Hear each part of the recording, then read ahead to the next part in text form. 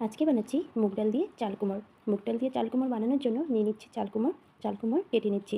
চাল কুমড় কাটা হয়ে গেছে।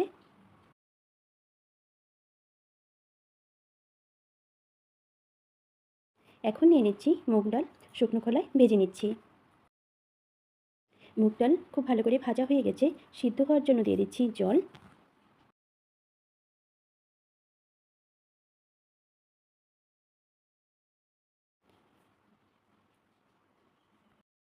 এখন ডাল নামিয়ে নিচ্ছি।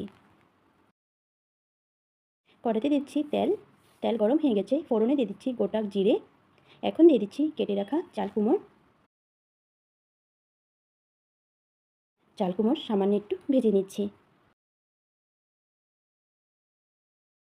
এখন দিয়ে দিচ্ছি জিরে গুঁড়ো, দিয়ে দিচ্ছি হলদি, দিয়ে দিচ্ছি স্বাদ মতো নুন।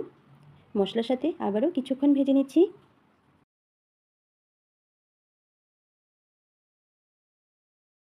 এখন দিয়ে দিচ্ছি সিদ্ধ করে রাখা মুগ ডাল। ডাল দিয়ে চাল কুমড় আবারও কিছুক্ষণ ভেজে নিচ্ছি। দিয়ে দিচ্ছি সামান্য একটু চিনি। চিনি দিয়ে আবারও কিছুক্ষণ ভেজে নিব। ঝালের জন্য দিয়ে দিচ্ছি চেরা কাঁচা লঙ্কা। চাল কুমড় দিয়ে মুগ ডালের নিরামিষ রেসিপি হয়ে গেছে। এখন নামিয়ে নিচ্ছি।